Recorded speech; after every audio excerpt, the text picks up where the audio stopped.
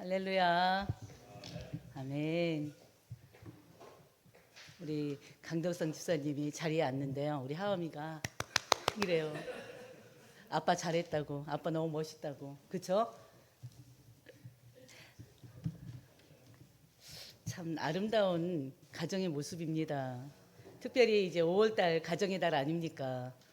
이 가정의 달에 정말 우리 모든 한산교회 성도님들의 가정이 누가 보더라도 저렇게 행복이 충만하고 기쁨이 넘치고 사랑이 넘치는 그런 가정들의 모델이 되시기를 주의 이름으로 축원드립니다. 우리가 지난 한 달 동안 성령의 9가지 열매에 대해서 말씀을 나눴습니다. 한번 복습하는 시간이 돼볼까요? 성령의 9가지 열매를 하나님께서 3가지로 또 구분해서 말씀하게 하셨어요. 먼저는 하나님과의 관계에서의 열매였습니다. 바로 하나님 관계에서의 열매는 바로 뭐였죠? 사랑과 희락과 화평이에요. 우리 가정의 달을 맞이해서요, 우리 가정에 이 사랑이 넘쳐야 됩니다. 사랑이 있는 가정은요, 화목할 수밖에 없어요. 그렇지 않습니까? 사랑이 있는 가정은요, 평안할 수밖에 없습니다. 여러분의 가정이 화목하고 평안하기 위해서는 어떤 가정이 돼야 돼요? 사랑이 넘치는 가정이 돼야 돼요. 그 다음에 두 번째, 우리 사랑과의 관계예요. 바로 사랑과의 관계에서 세 가지 성령의 열매는 뭐였죠? 오래 참음과 자비와 양선. 양선은 또 다른 말로 뭐라고 얘기하죠? 선함, 그렇게 얘기할 수 있죠. 바로 이 사랑이 넘치는 가정은요, 왜 사랑이 넘치고 평화롭고 또 기쁨이 넘칠까요? 자기 감정대로 하지 않아서 그래요. 내 본성대로 하지 않아서 그렇습니다. 모든 일에 조금 오래 참기도 하면서요. 이제는 사랑과 기쁨이 충만한 사람들은 또 자동으로 오래 참아져요. 평안한 사람들은요, 자동으로 오래 참아집니다. 쉽게 흥분하지 않습니까? 쉽게 분노하지 않습니다. 바로 우리가 그런 분들 아니십니까? 여러분들이 그런 분들이시잖아요. 오래 참는 그런 미덕을 갖춘 여러분들이 되시고요. 여러분의 가정이 늘 자비와 양선이 충만하기를 주의 이름으로 축원드립니다. 그 가정이 바로 모델적인 가정인 거예요. 저는 아침마다 새벽마다 기도하면서요, 우리 성도들의 가정이 하나님 믿는 가정으로서 남들이 볼 때, 특히나 불신자들이 볼 때 정말 증거를 가진 증인의 가정이 되게 해달라고 그래요.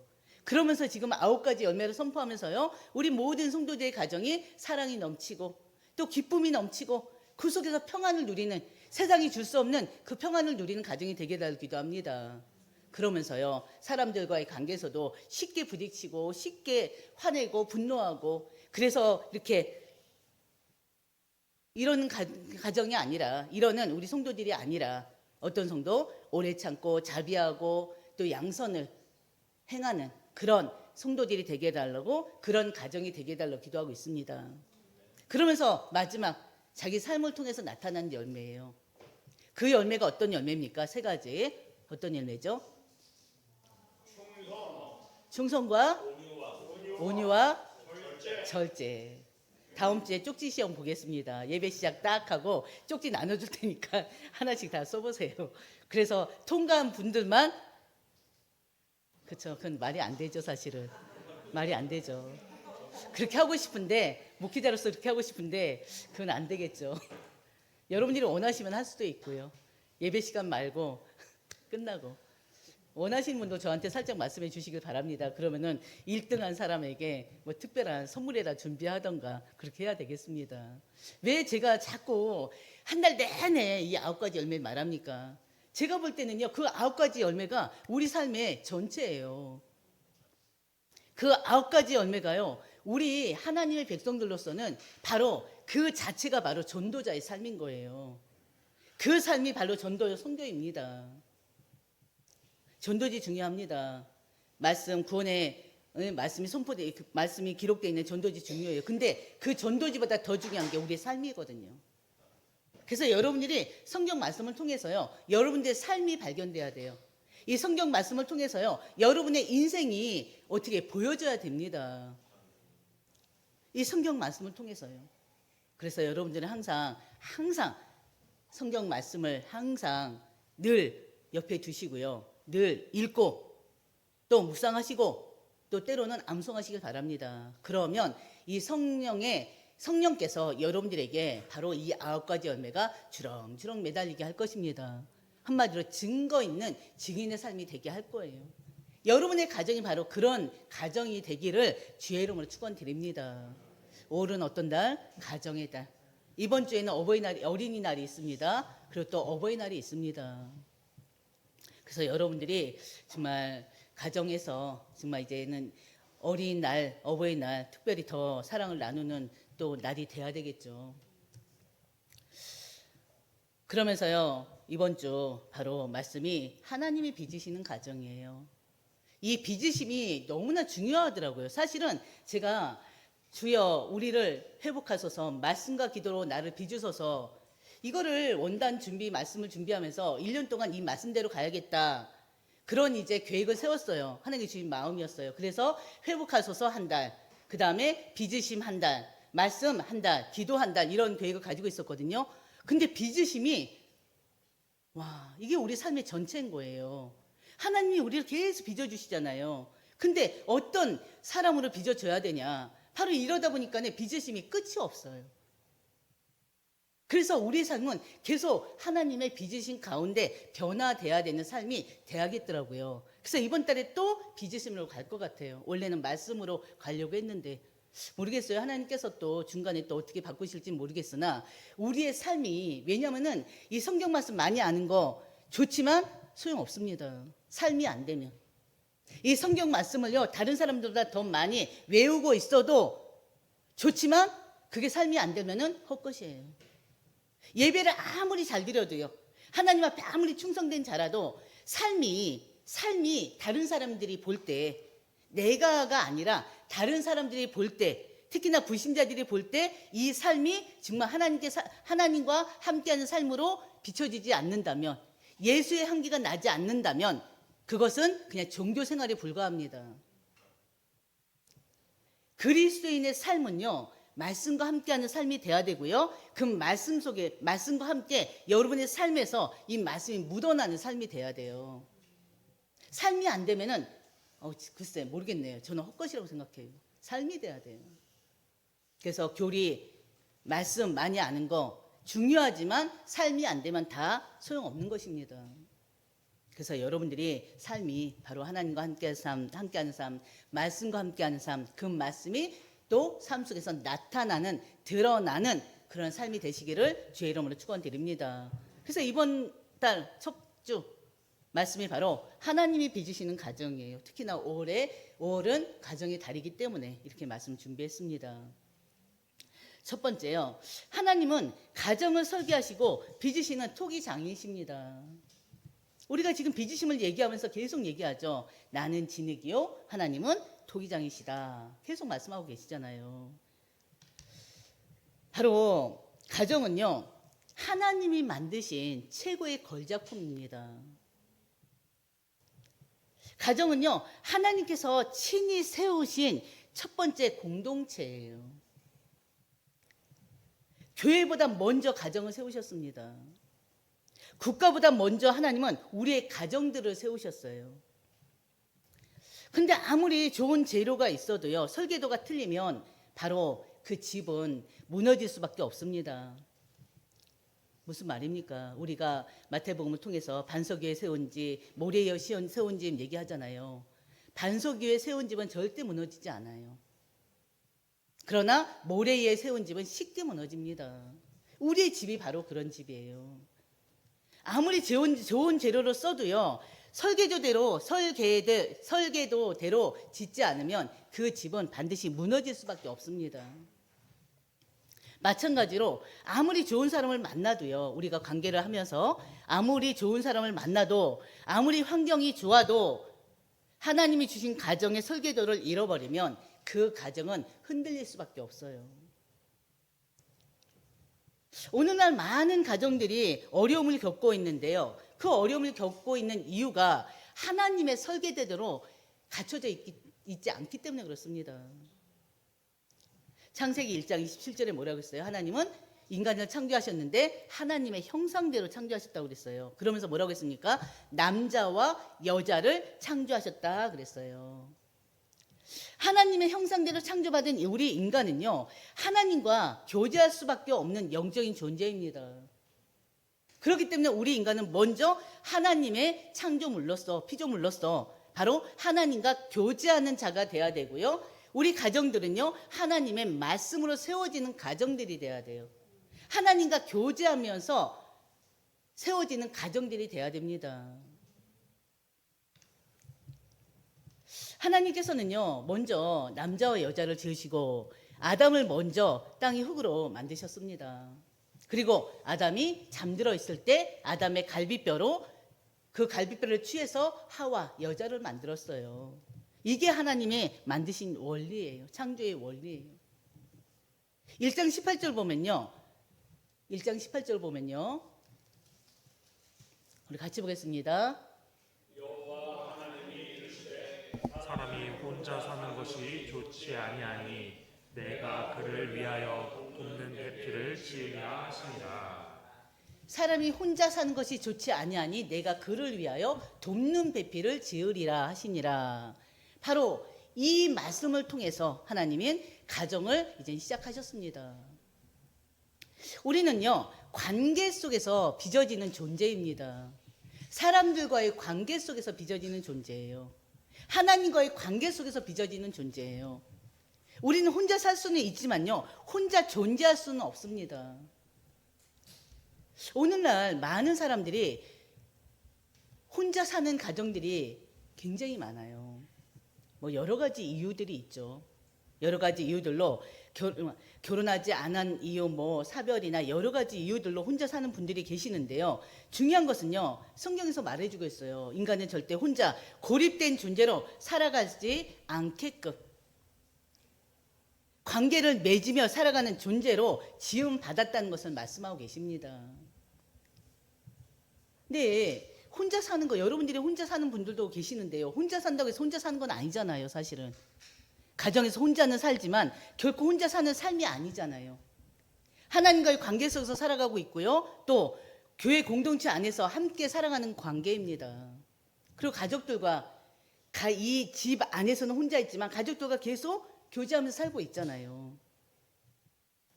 하나님은요, 인간을 처음부터 관계 속에서 살아가도록 창조하셨습니다. 서로를 필요로 하고요. 서로를 통해서 성장하며 살아가는 존재로 하나님 만드셨어요. 그래서 하나님이요, 돕는 배필을 주셨다 하셨습니다. 이 돕는 배필은 원어로 그 사람과 마주 서서 균형을 이루며 강력하게 돕는 동등한 존재다. 그걸 말해주고 있어요. 무슨 말입니까? 서로를 살리고 세우는 관계가 돕는 배필이에요. 돕는 배필이 뭐라고요? 따라하세요. 서로를 살리고 세우는 관계다. 세우는 관계다. 기억하시길 바랍니다. 하나님께서 여러분에게도 돕는 배필을 주셨단 말이에요. 서로를 살리고 세우도록 하나님께서 돕는 배필을 주셨어요. 하나님께서 하와를 아담에게 데려왔을 때 아담이 하와를 보고 뭐라고 했습니까? 제일 첫 마디가 23절이죠. 이는 내 뼈 중에 뼈요 내 살 중에 살이라 고백했어요. 무슨 말입니까? 아내는요, 남편의 뼈 중에 뼈요 살 중에 살인 것입니다. 인간을 창조하실 때부터요, 아담과 하와는 서로 독립된 남남이 아니라 한 몸이었던 거예요. 한 몸이라는 거예요. 그리고 창세기 2장 24절, 남자가 부모를 떠나 그의 아내와 합하여 둘이 한 몸을 이룰지니라. 말씀을 계속 주고 계셔요. 1 더하기 1은 뭡니까? 당연히 2죠. 근데요, 이 말씀 안에는 1 더하기 1은 2가 아니라 1 더하기 1은 2를 지금 말해주고 있어요. 바로 뭡니까? 그게 결혼이에요. 한 몸. 결혼의 근본은요, 한 몸 하나가 되는 것입니다. 서로 모양과 성격 등 많은 부분들이 서로 달라요. 어떻게 하나가 될 수가 있습니까? 근데 서로 돕는 배필이라고 했어요. 바로 서로 약한 부분을 도와주는 것입니다. 서로 모난 부분, 약한 부분을 상대방이 서로 보완해 주는 거예요. 이게 바로 결혼이에요. 우리도 이제 또 우리 교회 안에도 청년들이 아직도 결혼하지 않는 청년들이 있습니다. 바로 하나님께서 우리 청년들에게 들려주는 말씀이에요. 결혼은 너무나 중요한 것입니다. 설계도를요, 하나님이 주신 이 설계도를 잃어버리면요, 그 가정은 반드시 무너질 수밖에 없습니다. 하나님은요, 관계를 설계하시고요, 또 하나됨, 그 관계가 하나됨을 계획하시고 언약으로 완전히 묶어버리셨어요. 그런데 우리는요, 하나님이 만드신 가정을 내 방식대로 다시 설계하려고 합니다. 하나님 중심이 아니라 내 중심으로 끌고 가려고 해요. 서로에 대한 섬김이 아니라 서로에게 자꾸만 내 방식을 요구합니다. 바로 언약이 아니라 자신이 조건으로 가정을 내가 원하는 조건으로 내 기준으로 가정을 자꾸 만들어 가려고 해요. 그게 잘못된 것입니다. 그게 설계대로 잃어버린 가정이에요. 성경에는요, 같은 모습을 가진 사람들을 보여주고 있습니다. 바로 어디예요? 창세기 11장 4절이죠. 창세기 11장 4절이 바로 뭡니까? 바벨탑이죠. 같이 보겠습니다. 자 말하되 또 말하되 자 성읍과 탑을 건설하여 그 탑 꼭대기에 하늘을 닿게 하여 우리 이름을 내고 아멘. 바로 이 바벨탑 사건이 뭡니까? 사람들이요, 하나님 없이 살자 이거예요. 하나님 없이 스스로 인생의 바벨탑을 쌓아보자 이겁니다. 우리 이름을 내자, 흩어짐을 면하자, 이게 바로 뭡니까? 하나님 중심의 삶이 아니라 자기 중심의 삶을 지금 말하고 있는 것입니다. 근데 그 결과 어떻게 됐습니까? 하나님 중심이 아니라 우리 인간 중심으로 살자. 우리가 원하는 대로 살자. 우리 이름을 내자. 흩어짐을 면하자. 했는데 그 결과 어떻게 했어요? 하나님께서 언어를 흩어버리셨죠. 언어가 갈라지면서 서로가 소통이 끊겼습니다. 그리고 관계가 깨져버렸어요. 이것이 하나님 없이 내 기준, 내 감정, 내 방식의 결과입니다. 오늘날 가정들 모습과 너무나 닮아 있습니다. 오늘날요 보면은 가정이 이렇게 화합하고 가정이 진짜 행복하다 하는 가정들이 많지가 않아요. 딱 보기에도 편안한 가정들이 많지가 않아요. 가정마다 다 문제가 있습니다. 물론 문제 없는 가정 없어요. 이상이 문제 없는 가정이 어디 있겠습니까? 근데 문제가 있음에도 불구하고 평안한 가정들 많이 있어요. 같은 집에 사는데도요, 말이 서로 통하지 않아서 가족끼리 말을 안 하는 가족들이 굉장히 많습니다. 여러분 주변에 그런 가정들 없습니까? 있어요. 있더라고요. 그래서 서로를 이해하지 못해서요, 늘 갈등하고 그러면서 서로 마음을 나누지 못한 가족들이 굉장히 많아요. 이것 때문에 상처받고 저것 때문에 상처받고.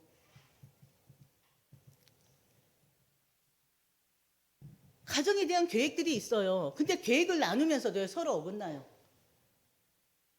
그래서 계획하지 않는 그런 가족들도 많습니다. 그냥 되는 대로 살자 결론 내는 가정도 많아요. 부부가 하나 되지 못하고 하는 말마다 싸우고 그 어떤 것도 화합이 안 되기 때문에 결국에는 가정 안에 부부가 있고 자녀들이 있는데 따로 대화도 하지 않고 한 집안에 살면서도 서로의 그런 삶을 서로 터치하지 않고 사는 사람들이 굉장히 많습니다. 왜 그렇습니까? 하나님의 설계대로 움직이지 않기 때문에 그렇습니다. 가정은요 그냥 세워지지 않습니다. 하나님 없으면요 바벨탑이 되고요. 하나님 안에 세워지면 하나님의 말씀으로 세워지는 가정은 하나의 공동체가 됩니다. 사랑이 넘치는 공동체가 돼요.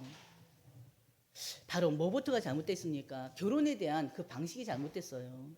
두 번째요, 결혼은 계약이 아니라 하나님 앞에 언약입니다. 세상은요 결혼을 계약처럼 여겨요. 그러나 성경은요 하나님 앞에서 맺은 언약을 결혼이라고 합니다. 계약이 어떤 것입니까? 계약은요 조건으로 맺어지고요, 조건이 깨지면 끝나는 관계가 계약 관계 아닙니까? 오늘날 많은 사람들이요, 결혼을 하나의 계약처럼 너무 쉽게 이렇게 여겨버립니다. 서로 잘 맞으면 함께 살고 맞지 않으면 끝. 언제든지 헤어질 수 있는 그런 관계로 생각하고 있어요. 그러니까 조금만 문제 있어도 어떻게 해요? 바로 나오는 단어가 이혼. 항상 헤어질 생각부터 해요. 그래서 요즘 젊은이들에게 유행되는 게 뭔지 아셔요? 혼인신고를 하지 않아요. 혼인신고를 몇 년이 돼도 혼인신고 안 해요. 혼인신고 안 한다는 건 뭐예요? 언제든지 헤어질 수 있다는 거예요. 특별한 일만 있으면. 그래서 요즘에는 혼인신고를 아직 하지 않고 사는 사람들이 굉장히 많습니다. 그러다가 언제 혼인신고 하느냐? 아이가 생겼을 때. 주변에 그런 사람 없습니까? 많아요. 그래서 결혼하고 이혼하는 사람들이요, 혼인신고제를 안 했기 때문에 그런 전적이 없는, 그냥 서류상으로 깨끗한 사람도 굉장히 많아요. 이혼해도. 그래서 지금 어르신들은 지금 젊은 세대들을 보면 이해할 수 없는 일들이 굉장히 많습니다. 그게 지금 현재 젊은이들의 문화예요. 우리 어른들이 이해할 수 없는 그런 문화. 성경에서 말하는 결혼은요, 하나님 앞에서 맺는 언약입니다. 계약은 조건을 중심으로 움직이지만요, 언약은 약속을 중심으로 움직입니다. 좋을 때만 함께하는 것이 아니라 힘들고 어려울 때도 끝까지 함께하는 관계, 바로 언약 안에서 맺은 결혼이에요. 이 차이는 엄청나요. 계약으로 결혼을 바라보면요, 갈등이 생기면 언제든지 바로 포기하고 싶어져요. 그러나 언약으로 바라보면요, 갈등은 끝이 아니라 과정이 됩니다. 그래서 본문 2장 24절 보면 어때요? 이러므로 남자가 부모를 떠나 그의 아내와 합하여 둘이 한 몸을 이룰지니라. 이 한 몸이 바로 하나로 묶인 존재라는 거 아닙니까? 그래서 결혼은요, 두 사람이 함께 사는 것이 아니라 하나의 존재로 살아가는 것입니다. 기억하시길 바랍니다. 결혼은요, 복음을 보여주는 관계예요. 사람들은 더 행복한 삶을 살기 위해서 결혼합니다. 하나님은 분명히 가정을 통해서 기쁨과 평안을 주시기도 합니다. 함께 웃고 함께 살아가고 서로를 통해 위로를 받게 합니다. 그러나 바로 성경에서 결혼의 목적은요, 행복이 아니라 하나님 뜻과 복음을 드러내는 것입니다. 그 이유는요, 결혼이 단순한 인간관계가 아니라 복음을 보여주는 관계이기 때문에 그렇습니다. 바로 가정은요, 성화의 현장이기도 해요. 여러분의 가정은요, 완성된 그런 작품이 아니에요. 하나님 손에서요, 지금도 빚어지고 있는 그런 작품입니다. 토기장이가 진흙을 빚을 때 한 번에 완성하지 않잖아요. 눌렀다가 다시 세우고 또 깎기도 하다가 그러면서 다시 다듬지 않습니까? 가정도 마찬가지입니다. 신명기 6장 6절에서 7절 한번 같이 볼까요? 신명기 6장 6절 7절.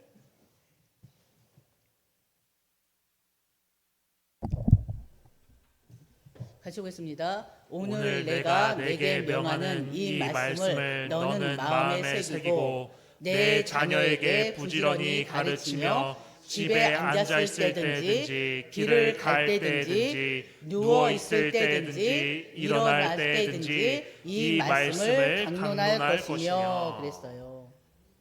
하나님은요, 먼저 자녀 교육보다 먼저 부모의 신앙 상태를 지금 말하고 있습니다. 말로 가르치기 전에 삶에 새겨야 한다는 걸 지금 말해주고 있어요. 자녀는 부모의 말을 듣기보다 부모의 삶을 먼저 봅니다. 그렇지 않습니까? 부모의 삶을 통해서 배워가는 거예요.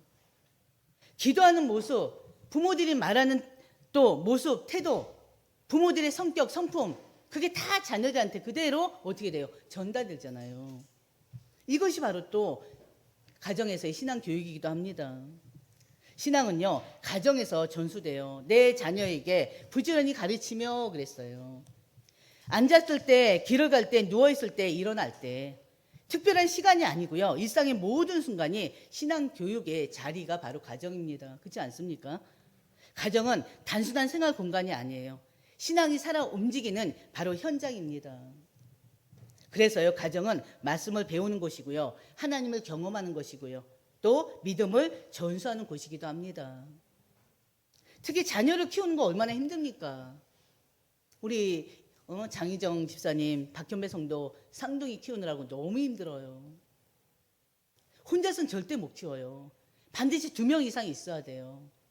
근데 중요한 것은요, 이 자녀를 키우면서 인내를 배우잖아요. 이 자녀를 키우면서 또 사랑과 희생을 배웁니다.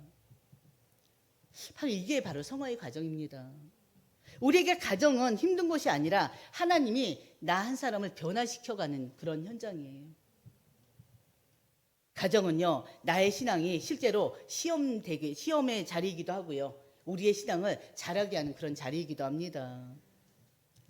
바로 31절 보면요, 사람이 부모를 떠나 그의 아내와 합하여 그들이 한 육체가 될지니 그랬어요. 바로 창세기 때부터 시작된 이 결혼의 의미가요, 이제 예수를 통해서 밝혀졌다는 것을 말씀하고 계십니다. 바로 그 말씀이 에베소서 5장 32절이에요. 이 비밀이 크도다. 나는 그리스도와 교회에 대하여 말하노라. 이 비밀이 바로 지금 말씀드렸던 사람이 부모를 떠나 그의 아내와 합하여 그들이 한 몸이 될지라, 이거예요. 결혼의 목적은요, 단순히 함께 사는 것이 아닙니다. 행복하게 사는 것을 넘어서요, 그리스도의 사랑을 드러내는 것입니다. 그걸 기억하셔야 돼요. 그러면서요, 우리 3번째, 하나님이 빚으시는 가정은요, 안전한 공간이 돼야 돼요. 본래 가정의 모습입니다. 본래 가정의 모습은요, 2장 25절이에요. 2장 25절 한번 볼까요? 같이 보겠습니다. 아담과 그의 아내 2사람이 벌거벗었으나 부끄러워하지 아니하니라. 이 장면은요, 하나님이 원하시는 본래 가정의 모습입니다. 벌거벗었으나 부끄러워하지 아니하였다. 이게 무슨 의미겠습니까? 바로 서로를 숨기지 않아도 되는 관계, 서로를 있는 그대로 받아주는 관계라는 뜻이에요. 가정은 비난이 아니라 이해가 있어야 됩니다. 서로에 대한 그 잘못됨을 비난하는 것이 아니라 서로의 약한 부분을, 약점이 아니라 서로의 약한 부분을, 모자란 부분을 어떻게 해요? 이해해 줘야 돼요. 그러면서 서로가 어떻게 해요? 부족한 부분을 채워주면 되지 않습니까? 그리고 또 상대가 또 연약하여서, 아니면 아직까지 내가 가지고 있는 본능을 이기지 못해서 또 죄를 지을 수도 있습니다. 큰 죄든 작은 죄든. 그럼 가족은 어때야 돼요? 부부는요, 그 죄에 대해서, 배우자가 짓는 그 죄에 대해서, 크던 죄든 작은 죄든 그 죄에 대해서 정죄가 아니라 때로는 어떻게 해요? 권면하면서, 기도하면서 기다려주기도 해야죠. 그렇지 않습니까? 물론 살다 보면 참기 힘든 죄들이 있습니다.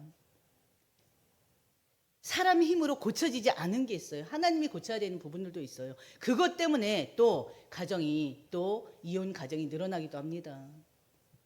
그렇다고 해서 우리 성도들한테 무조건 참고 살라는 건 아니에요. 폭력, 몇십 년 동안 폭력에 시달리면서도 그냥 살아야 된다, 하나님 사랑으로 살아야 된다, 무조건 그건 아닙니다. 의처성으로, 의부증으로 너무나 고통스러운 삶을 살면서도 무조건 참아야 된다, 그 얘기를 하는 게 아니에요.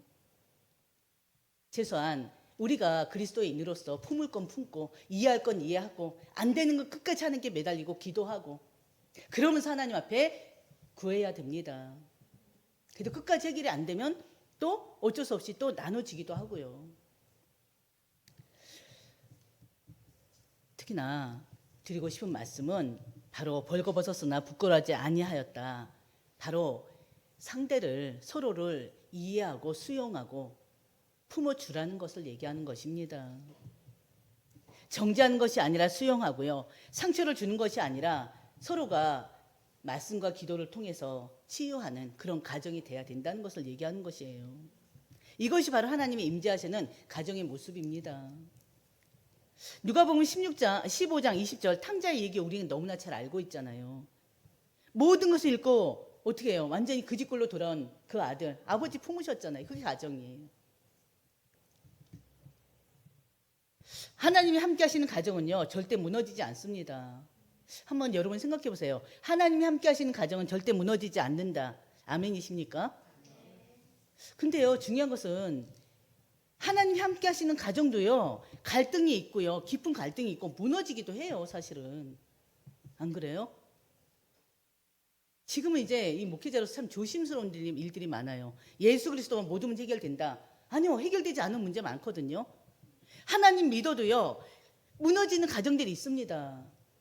근데 중요한 것은요, 하나님 함께 하시는 가정은 무너져도 다시 세우신다는 거.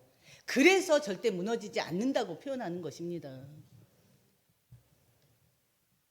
왜냐하면 무너지는 가정들한테 우리가 뭐라고 할 수 있습니까? 분명히 신앙생활 열심히 했어요. 삶도 누가 보더라도 또 이렇게 존경할 만한 삶이에요. 존경할 만한 삶이에요. 그런데도 무너지는 가정들을 갖다 뭐라고 할 것입니까? 욥의 친구들처럼 막 정죄할 것입니까? 율법으로? 아니잖아요. 하나님 함께 하시지 않아서 무너지는 거 아니잖아요. 욥기 1장에서 13절 19절 보면은 지금 욥을 말씀드렸던 것처럼 욥의 가정이 하루아침에 무너진 가정이에요. 그렇다고 하나님이 욥을 떠났습니까? 떠나지 않으셨어요.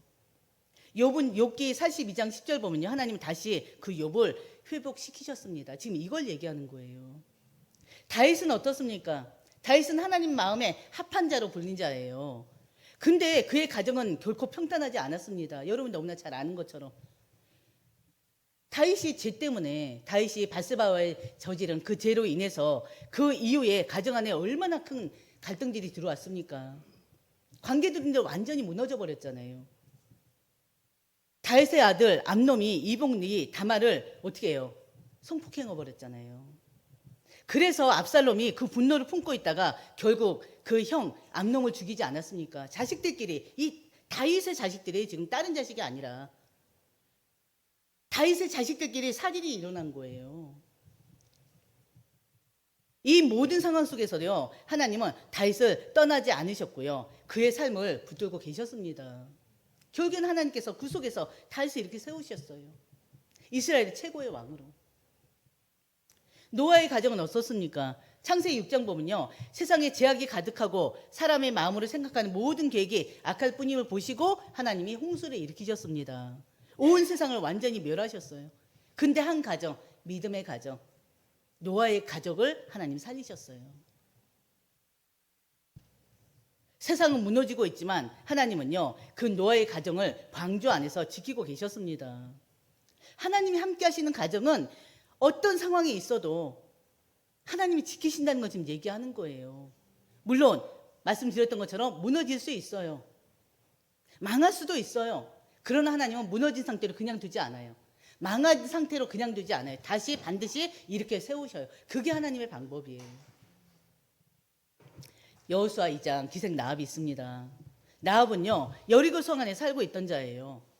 이스라엘 백성들이, 하나님은 이스라엘 통해서 그 여리고를 완전히 무너뜨려 버리잖아요. 근데 한 가정, 여리고성에 살고 있는 한 가정, 한 집만 무너뜨리지 않았습니다. 그 집이 누구예요? 라합의 가정이잖아요. 라합은 원래 불신자였습니다. 그러나 이스라엘 백성들이 바로 하나님 함께 하심을 통해서 홍해를 건너고 많은 증거들을 소문으로 들어요. 그러면서 직접 자신이 하나님을 영접합니다. 하늘에서도 땅에서도 진짜 하나님은 한 분이시다, 하나님이다 고백하잖아요. 그 믿음이 결국에는 이 여리고성이 완전히 다 무너질 때, 모든 집들이 완전히 싹 다 무너질 때 이 라합의 집만은 살 수 있었던 것입니다.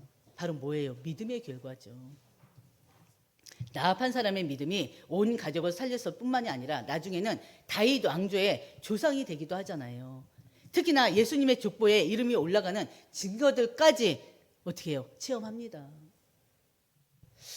바로 여러분의 가정이 이런 증거 있는 가정이 되시길 바랍니다. 여러분의 한 사람 믿음이 이 가족을 살리는, 가정을 완전히 든든히 세우는 그런 믿음의 증거들이 되기를 주의 이름으로 축원드립니다. 오늘 여러분의 가정은 안전합니까? 여러분의 가정의 중심은 누굽니까? 누가 기준되고 있습니까? 여러분의 가정은 안전하십니까? 평안하십니까? 여러분의 중심에, 가정의 중심은 누구입니까? 진짜 기도하셔야 돼요. 한번 돌아보시길 바랍니다. 우리는 가정을 떠올리면 가정의 따뜻함, 힘을 생각해야 돼요. 근데 여러분의 가정이 누가 보더라도 따뜻하지가 않다. 저 가정은 늘 싸움이 끊이질 않는다. 누가 보더라도 저 가정 평안하지 않다. 화목하지 않다 하면은 여러분들은 진짜 회개하셔야 됩니다. 진짜 하나님 앞에 회개하셔야 돼요. 여러분의 가정은요, 여러분 감정이 중심이 되면 안 되고요. 여러분 자신의 생각이 기준되면 안 됩니다. 여러분이 욕심으로 가정을 세워나가면 안 됩니다. 오직 예수 그리스도 복음으로 세워지는 가정이 돼야 돼요. 그래서 에베소서 5장 2절 21절 보면요, 그리스도를 경외함으로 피차 복종하라 그랬어요. 가정의 질서는 그리스도 중심으로 할 때 그 가정은 반듯하게 든든하게 질서 있게 힘 있게 세워지는 것입니다. 그리스도가 중심이 되면요, 서로 어떻게 해요? 서로 막 누르질 않아요. 내가 먼저 막 이기겠다고 안 해요. 서로를 공격하지 않습니다. 오히려 서로를 세워줍니다. 그래서 그런 가정은 안전한 가정이다라고 얘기할 수 있는 것입니다. 이번 주는 어린이날, 어버이날이에요. 여러분들이 한번 생각해 보시길 바랍니다. 우리 자녀가 지금 현재 같이 생활하고 있는 이 가정을 편안히 하는지 저도 한번 묻고 싶어요. 이 친구들한테 물어볼 거예요. 너가 살고 있는 집이 과연 편안하니? 엄마 아빠한테 언제든지 이 속임말을 할 수 있니? 우리 하음이한테 이따 물어봐야 되겠어요. 미리 교육시키지 마세요. 진짜 그래야 돼요. 가정은요, 내 자녀가 언제든지 엄마 아빠한테 내가 이 마음속 깊이 있는 고민을 드러낼 수 있는 가정이 돼야 돼요. 그리고 또 이 두 아들처럼 그 아버지처럼 언제든지 내 자녀가 밖에서 실패했더라도 언제든지 돌아올 수 있는 안식처가 돼야 돼요. 그 가정이. 어떻습니까? 여러분의 가정은 평안하십니까? 그런 가정이 돼야 됩니다. 여러분의 가정이 그런 가정이기를 주의 이름으로 축원드립니다. 그래서 또 부부들도요, 서로 가정에 빨리 돌아오고 싶은 그런 가정들이 됐으면 좋겠어요. 왜냐하면은 요즘 현대인들은요, 집에 가기 싫어하는 사람들이 굉장히 많아요. 집을 불편해하는 사람도 굉장히 많다니까요. 근데 집이 늘 언제든지 바로바로 언제든지 쉴 수 있는 그런 휴식처가 저희 여러분들의 집이 됐으면 좋겠고요.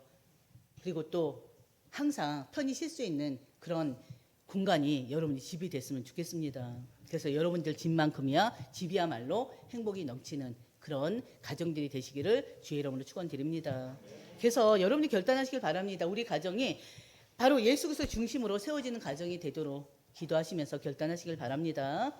말씀 마치겠습니다. 오늘 말씀 다시 한번 꼭 들어보시고 묵상하시고 여러분의 가정들 놓고 기도하시길 바랍니다. 우리 같이 잠깐만 기도하겠습니다. 바로 우리 가정의 중심이 예수 그리스도가 되게 하여 주시옵소서. 내 기준과 감정이 아니라 하나님 말씀이 기준되는 가정이 되게 해주세요. 또 부부간에 부모와 자식간에 서로 어떻게 해요? 따뜻하고 배려하고 또 위로하고 언제든지 마음을 터놓을 수 있는 그런 관계가 되게 달라고 기도하시길 바랍니다. 같이 기도하겠습니다. 아버지 하나님 참으로 감사합니다. 오늘 하나님 비추시는 가정이라는 말씀을 가지고 말씀을 나눴습니다. 아버지 하나님, 바로 우리의 가정들이, 우리 성도들의 가정들이 행복이 넘치는 가정들이 될 수 있도록 하나님 인도해 주시옵소서. 아버지의 설계대로 말씀대로 살아가는 가정들이 되게 하여 주시옵시고 구속 하나님 주시는 참 평안과 안식을 누리는 가정들이 될 수 있도록 하나님 인도해 주시옵소서. 말씀이 기준되고 말씀이 모든 것 되는 우리 성도들의 가정이 될 수 있도록 하나님 인도해 주시옵소서. 하나님 아버지, 특히나 가정이 정말 힘을 얻는 그런 공간이 될 수 있도록 하나님 인도해 주시옵소서. 하나님 아버지, 부모와 자녀가 직면되는 서로 하나님 부모를 공경하는 그런 자녀들 될 수 있도록 하나님 인도해 주시옵시고, 그 믿음이 하나님 아버지 또 계속 다음 세대로 이어지는 가정들이 될 수 있도록 하나님 인도해 주시옵소서. 아버지 하나님 참으로 감사합니다. 오늘 말씀을 통해 하나님 빚으시는 가정이라는 이 말씀을 통해서 다시 우리 가정들을 돌아보게 하시니 참으로 감사드립니다. 우리 모든 성도들의 가정이 바로 예수 그리스도가 중심되는 가정들이 될 수 있도록 하나님 인도해 주시옵소서. 가족 간의 사랑이 넘치게 하시고 가족 간에 화합할 수 있게 하시고 말씀과 기도 속에서 가족 간에 또 서로가 위로하고 서로가 하나님 아버지셔 또 인정해주는 그런 하나님 아버지 화합하고 또 사랑이 넘치는 가정들이 다 될 수 있도록 하나님 인도해 주시옵소서. 이 한사람 교회가 정말 이 지역을 살리는 교회가 되게 하시고 모든 사람들을 위해서 기도하며 그들을 주님께로 이끄는 그런 교회가 될 수 있도록 하나님 인도하여 주시옵소서. 이 모든 말씀 우리 주 예수님의 이름으로 기도드립니다. 아멘.